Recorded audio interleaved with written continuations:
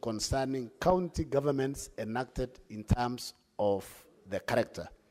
National interest, that is A, Honorable Speaker. If you go to Honorable Speaker, C, the needs of the national government determined by objectives criteria. D, the need to ensure that county governments are able to perform the functions allocated to them.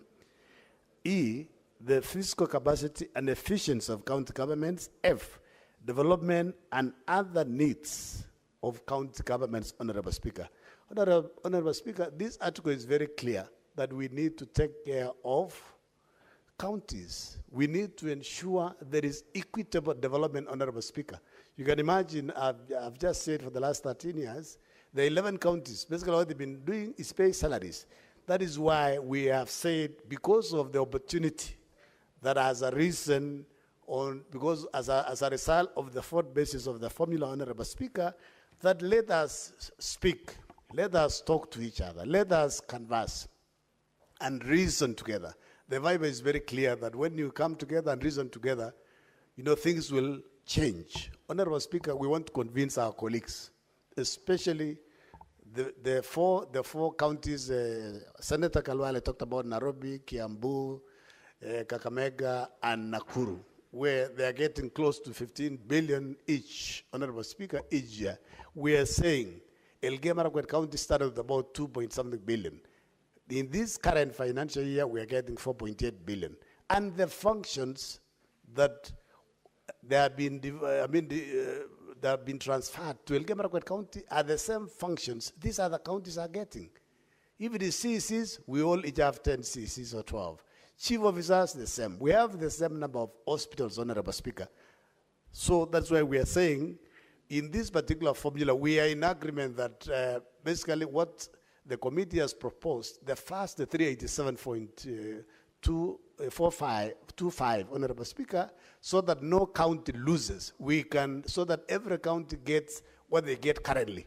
We are happy and comfortable with that particular proposal.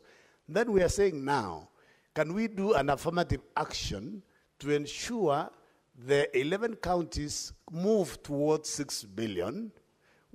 The committee, as a result of the Kamkunji in the morning, have proposed 2 billion. We are saying, can we improve the 2 billion that has been proposed as a result of the Kamukunji in the morning? Can we put it up maybe to about 4.5? But our desire is 6.7, so that all counties, minimum, apart from Lamu, will be at 6 billion. And then Lamu moves from about 2-point-something billion to about 5 billion. So that is what we are saying. Can we look at this particular affirmative action of 2 billion for the 11 counties and improve it? Even if we don't go to 6.7, can we agree? Can we have a middle ground, say 4.7, so that at least each county, before we share whichever amount that is above 387, each of the smaller counties, the 11 counties, gets a minimum at least of 500 million. And then from there, we subject now the formula to anything above what we have agreed, Honorable Speaker.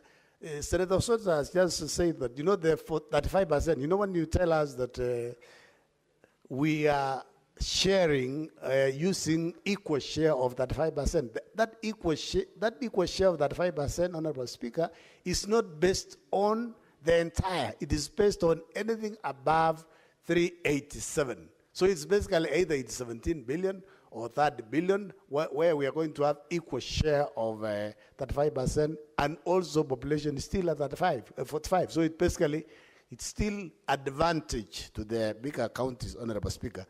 This is something that we need to reason together, because this money is not going to any one of us. It is going to our people.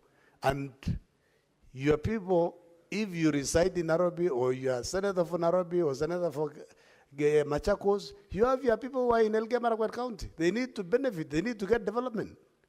They need to have good hospitals. They need to have medicine, Honorable Speaker, in these particular hospitals. So, Honorable Speaker, that is what we are saying. Let's reason together. And we have something that is agreeable, that is acceptable, because this is the formula that will take us for the next 5 years, Honorable Speaker. And Honorable Speaker, I also agree that we need to be serious. We cannot accept the 4-5 billion that is proposed by the National Treasury and National Assembly. We need to move to the 465 billion, Honorable Speaker, so that when we are putting our governors on task, on accountability, at least they have some reasonable resources to do something for us, Honorable Speaker. Honorable Speaker, please, let's debate, let's be sober as brothers and sisters to ensure that, we treat all our citizens equal. Otherwise, some of us are really disadvantaged completely, because even when we get the oversight funds, Honorable Speaker, what am I going to do oversight in Elgeyo Marakwet County? Because, am I going to check on how ECDs are being built? These are standard 2 point something a million shillings they do at twin classrooms, Honorable Speaker. So please, members, let us come, reason together, agree, and please give us affirmative action. The proposal of 2 billion, that's a start. We want to bargain from the 2 billion. Can we improve it? Can we push it? Say 4 billion, 4.7. And then from there, we also don't have to take a lot of time talking. The biggest challenge, the Speaker has said, we've been conversing for the last 1 month. Why are we waiting? The Kenyan mentality, we always like the last minute. Even if you give us another time, we'll not meet until the last minute again. Let us meet today, discuss, agree, and then we pass the bill. We pass the motion so that at least we can discuss other many things, because there are very many other pressing issues that we need to discuss as Kenyans, Honorable Speaker. Thank you, Honorable Speaker. I reserve my support for the motion. I'll support it with amendments where Elgeyo Marakwet County is going to reach at least 6 billion so that something can be done for my people. Thank you, Honorable Speaker. Senator Edwin Sifuna.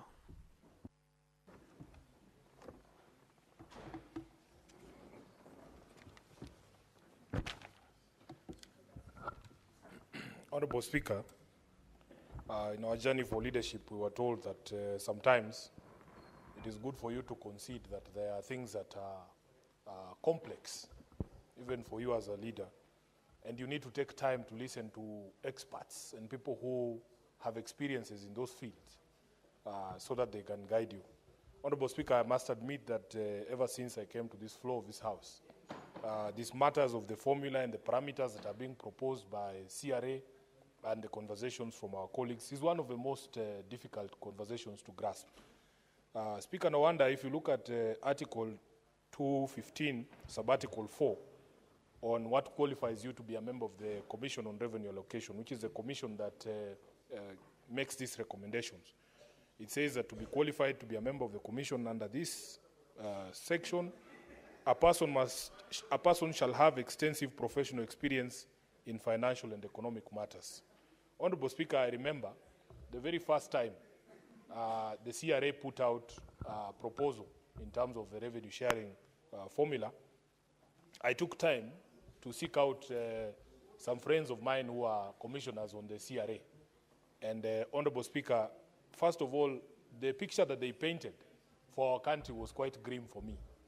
That, Honorable Speaker, we rely on data and statistics that are kept in the ministries and departments and agencies, but that data is so corrupt and corrupted and skewed that it is almost totally unreliable.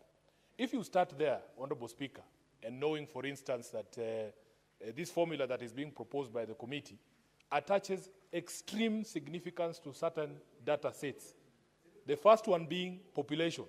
Now, Honorable Speaker, you and me know that where immediately you raise the question of the census of 2019, there are people who will tell you that that census itself is flawed. In fact, there is already a court decision, Senator Mungatana can correct me if I'm wrong, on the legality of the figures that were put out by government following the census of 2019. So if you attach 45%, Honorable Speaker, weight to that data set, there's already problems. But we are willing to be guided. And the most heartbreaking thing, Honorable Speaker, is that there are professionals who sit in these ministries. There are professionals who sit in our government agencies who will massage numbers for data, for health, for agriculture, for all sorts of things to skew allocation of national resources towards their regions and even their communities. It is something that professional bodies in this country must look into. So, Honorable Speaker, we have a problem with the 2019 census. We have a problem with the poverty index. How are we supposed to navigate this entire process?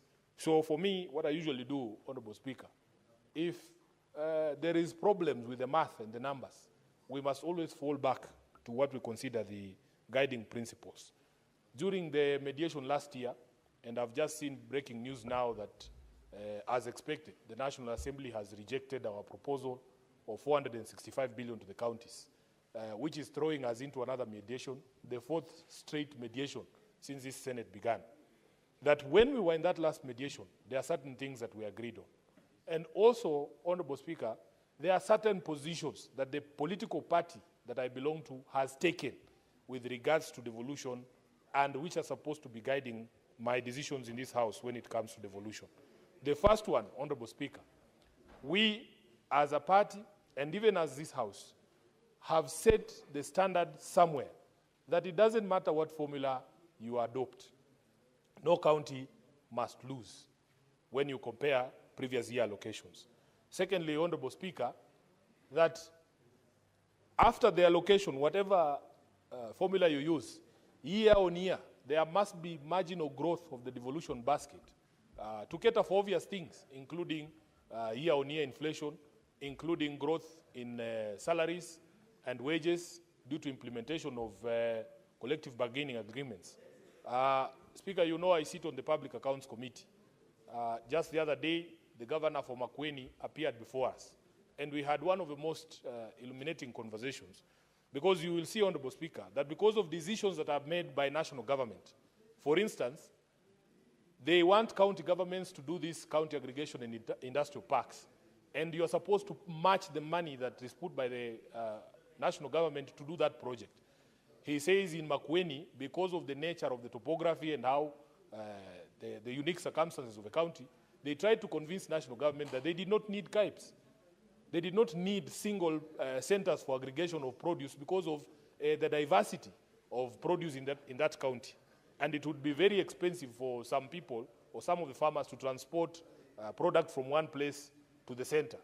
Honorable Speaker, he also told us, he gave us a very clear example that if you look at the amount of money increment for Makueni County in 2023, 2024, 2024, 2025 is about 55 million Kenya shillings only. But in that same period, if you look at the responsibilities that have been put, fiscal responsibilities on the county, because of the passage of laws that are here in the National Assembly and the Senate, for instance, on SHA and SHIF, this is a new levy that was introduced. If you look at the housing levy alone has added an additional burden to Makueni of 55 million. And yet the annual increase in equitable revenue is 52. So it doesn't make any sense, Honorable Speaker. So we have said that year on year, we want to see marginal increase to cater for these things, including review of salaries and wages for the staff.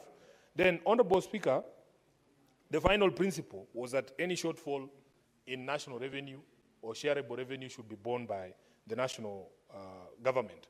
So, Honorable Speaker, we have no problem. Whatever formula is adopted, the position that we have taken is that no county should lose. And we are willing to have that conversation with our colleagues. Now, there is some plea that has come from 11 of our colleagues who represent counties they themselves are calling small counties. And we have a few questions for them, Senator Osotsi and your group. Number one, where did you pluck this 6 billion figure from? What is the scientific basis for that figure? Because although these conversations are complex, we cannot say that you owe a responsibility to explain to us where you got 6 billion. Because why not 7? Why not 5? Why not 8? Number two, Honorable Speaker, if the argument is that most of this money goes to recurrent expenditure, We sit in the Public Accounts Committee, and Honorable Speaker, some of those counties, if you hear the stories in those counties, you will see that there is absolutely no justification to add the money. My view has always been that at the advent of devolution, people thought that counties existed to serve their tribes, that this was our county.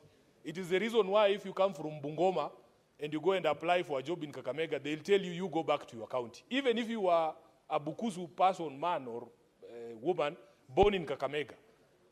Many people will not distinguish between a Kisi from Nyamira and one from Kisi County. But they themselves at the local level know this one is from Nyamira and this one is from Kisi. And you cannot apply for jobs there because they'll tell you, your share is there, you go and get yours there. That is the true situation. So you find we had a county entity speaker that comes to the Public Accounts Committee, and a governor has hired over 30 advisors. And that county has only 2 constituencies, Honorable Speaker. There are less than 10 MCAs in that county. But he has hired for himself over 34 advisors. That is what the money for the county is going to. The governor wants to be able to go to every village and say, I employed so-and-so's son, he's working in my county government. I've employed so-and-so's son, he's working in the county government. And all of them, Honorable Speaker, I think with the exception of only Nairobi, they have never even complied with the requirement of ethnic balance in their counties, which is demonstrating my point, that people think these counties exist to serve the dominant communities in those regions. The last question I want our colleagues from these counties to answer, Senator Osotsi and grow it, and then it all goes to hiring more people on the ground. So, Honorable Speaker, for us, we were elected to represent our individual counties. The people of Nairobi expect that I will put up a fight for them to be able to get the highest possible allocation that we can get. But Speaker, for me, I am very clear in my mind, even when we were doing the MOU with our counterparts from UDA, that because devolution is something